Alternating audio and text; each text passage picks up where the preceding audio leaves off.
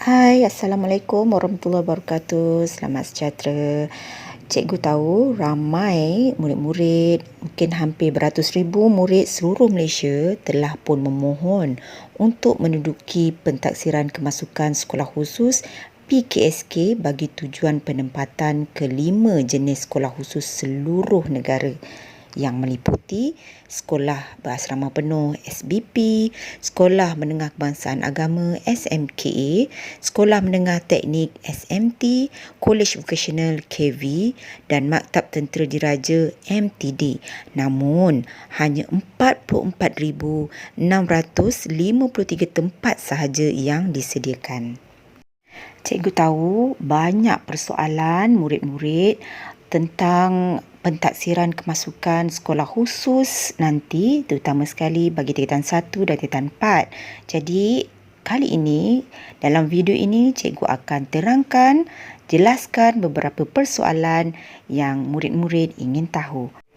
Yang pertama, adakah PKSK menggantikan ujian penilaian sekolah rendah UPSR atau penilaian tingkatan 3 PT3? PKSK tidak menggantikan ujian penilaian sekolah rendah UPSR ataupun PT3. Ia hanyalah merupakan satu kaedah untuk menilai penguasaan murid secara keseluruhan dan tidak hanya memberi tumpuan kepada prestasi akademik semata-mata. Apakah laman sesawang untuk mengakses sistem permohonan PKSK? Pemohon atau murid-murid bolehlah mengakses sistem permohonan PKSK di pautan yang berikut bagi tingkatan 1 iaitu https://spskt1.moi.gov.my dan https://spskt4.moi.gov.my bagi tingkatan 4. Di manakah dan bilakah PKSK akan dijalankan? PKSK akan dijalankan secara serentak di semua pusat yang telah ditetapkan di seluruh negara pada 12 hingga 23 Oktober 2020 bagi tingkatan 1 dan 26 Oktober sehingga 6 November 2020 bagi tingkatan 4. Bagaimanakah PKSK dilaksanakan? PKSK akan dilaksanakan dalam 3 sesi. Sesi terbahagi kepada 2 fasa.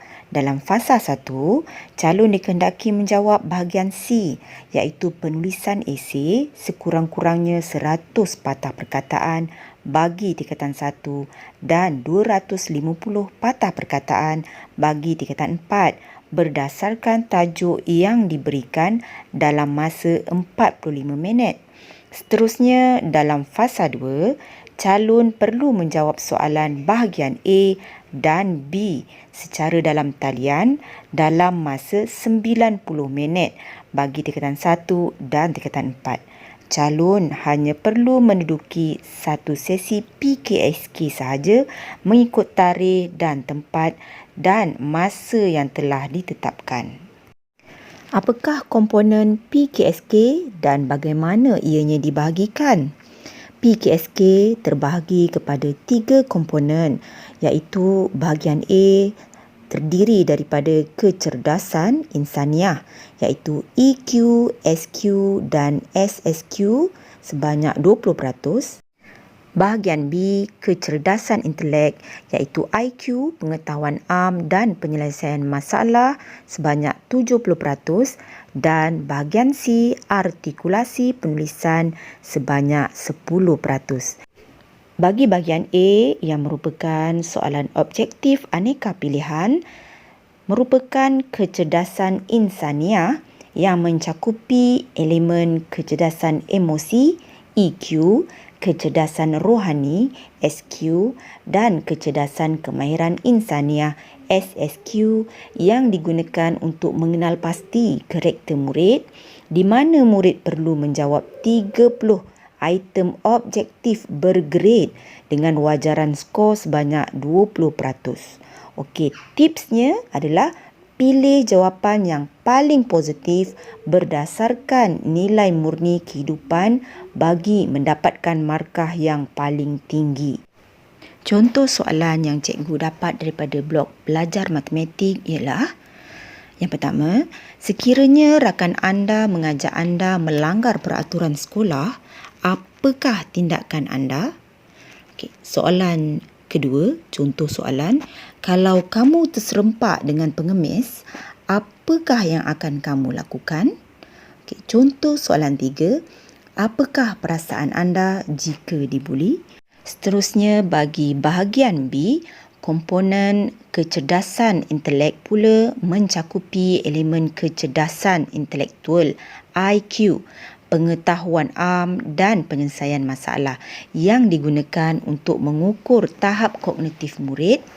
Murid perlulah menjawab soalan 70 soalan objektif aneka pilihan dengan wajaran skor sebanyak 70%. Ianya membabitkan soalan bahasa Inggeris dan sains. Tips untuk menjawab soalan bahagian B ini, berikan jawapan yang paling betul untuk dapatkan markah. Baiklah, contoh soalan bahagian B seperti yang pertama, siapakah pengasas Facebook? Yang kedua, apakah nama bendera Malaysia?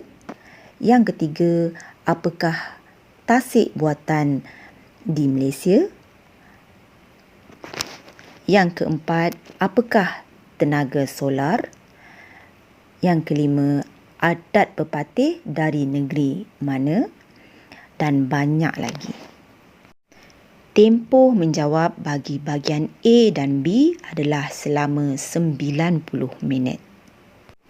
Bagi bahagian C pula merupakan soalan berbentuk subjektif iaitu respon terbuka yang dinamakan artikulasi penulisan ataupun bertulis ataupun bersemuka, yang mana murid dikehendaki menulis karangan berdasarkan tajuk yang diberi dan panjang karangan sekurang-kurangnya 100 patah perkataan bagi kemasukan ke tingkatan 1 dan sekurang-kurangnya 250 patah perkataan bagi kemasukan ke tingkatan 4.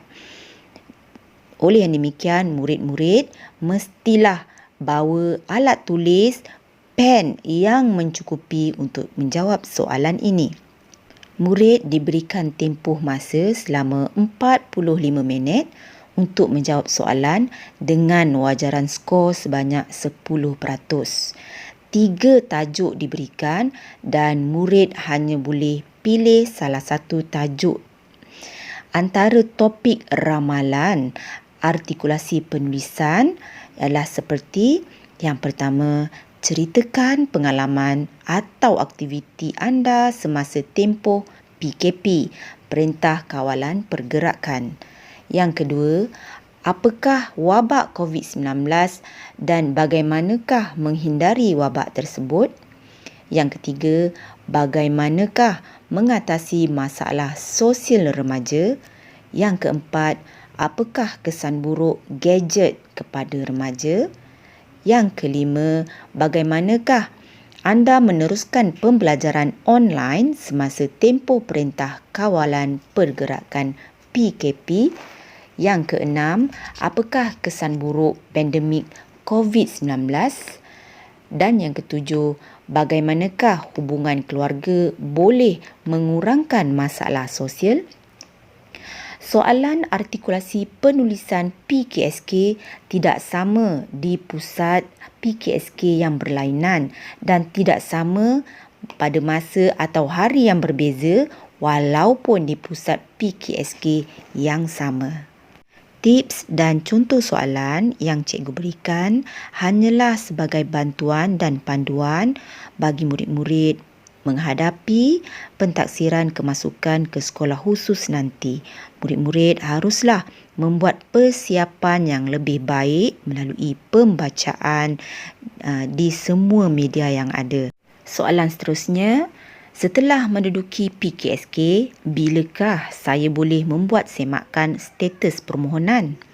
Keputusan permohonan kemasukan ke sekolah khusus bagi tingkatan 1 akan diumumkan pada 15 Januari 2021 di pautan https://spskt1.moi.gov.my, manakala bagi tingkatan 4 pada 5 Februari 2021 di pautan https://spskt4.moi.gov.my. Sekiranya pemohon tidak ditawarkan ke mana-mana sekolah khusus, apakah yang perlu dilakukan? Calon tingkatan 1 yang tidak ditawarkan ke mana-mana sekolah khusus boleh membuat rayuan di pautan yang tersebut bermula pada 15 hingga 27 Januari 2021 dan menyemak keputusan rayuan di pautan yang sama. Manakala bagi calon tingkatan 4 yang tidak ditawarkan ke mana-mana sekolah khusus boleh membuat rayuan di talian yang berikut bermula 5 hingga 19 Februari 2021 dan menyemak keputusan rayuan di pautan yang sama. Adakah murid yang memohon secara dalam talian tetapi tidak menduduki PKSK masih berpeluang untuk ditawarkan ke sekolah khusus? Murid yang telah membuat permohonan secara dalam talian tetapi tidak menduduki PKSK tidak akan dipertimbangkan untuk kemasukan ke mana-mana sekolah khusus. Adakah murid masih boleh memohon selepas tarikh tutup permohonan dalam talian? Tidak. Permohonan hanya diambil kira dalam tempoh waktu permohonan yang telah ditetapkan sahaja. Benarkah seorang calon hanya ditawarkan satu tempat sahaja di mana-mana sekolah khusus? Ya, benar. Hanya satu tempat sahaja akan ditawarkan bagi setiap calon. Bolehkah PKSK dilaksanakan di rumah masing-masing? Tidak boleh. PKSK hanyalah boleh dilaksanakan di pusat-pusat PKSK yang telah ditetapkan. Bolehkah calon menukar pusat PKSK sekiranya pusat yang ditetapkan itu terletak jauh dari rumah? Calon tidak dibenarkan untuk menukar pusat PKSK kerana pusat yang telah ditetapkan untuk menduduki PKSK adalah berdasarkan pilihan calon. Adakah calon dikenakan bayaran untuk menduduki PKSK? Tidak. Tiada sebarang bayaran dikenakan bagi tujuan tersebut. Apakah persediaan yang perlu murid-murid lakukan untuk menduduki PKSK? Semua murid-murid yang telah membuat permohonan perlulah yang pertama membuat semakan pusat untuk menduduki PKSK di laman sesawang KPM di www.moi.gov.my ataupun https://spskt1 bagi tingkatan 1, spskt4 bagi tingkatan 4.moi.gov.my. Yang kedua, mencetak slip pendaftaran PKSK di laman sesawang tersebut untuk dibawa bersama-sama ke pusat PKSK.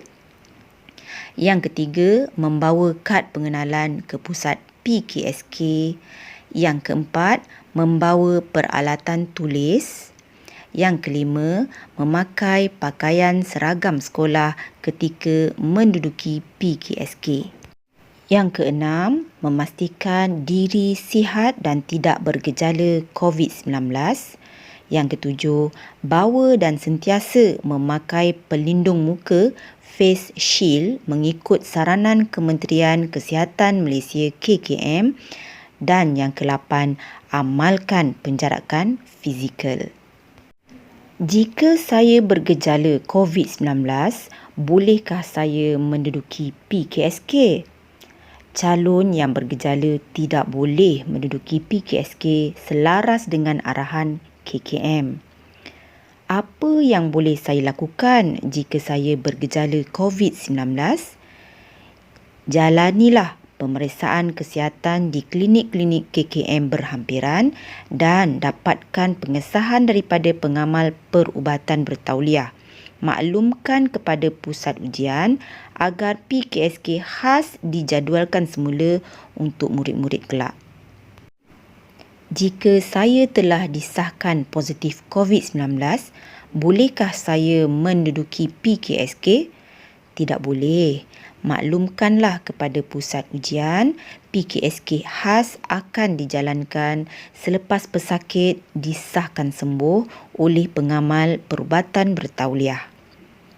Jarak rumah saya dengan pusat PKSK terlalu jauh. Apa yang perlu saya lakukan? Murid-murid perlulah berhubung dengan pejabat pendidikan daerah atau Jabatan Pendidikan Negeri untuk tindakan yang selanjutnya. Berikut merupakan tarikh-tarikh penting PKSK. Murid-murid bolehlah rujuk jadual ini untuk permohonan dalam talian, semakkan pusat PKSK, tarikh pelaksanaan PKSK, tarikh keputusan tawaran, tarikh pendaftaran dan juga tarikh rayuan. Itu sahaja daripada cikgu. Semoga berjaya dan teruslah berusaha untuk mencapai cita-cita dan impian. Bye.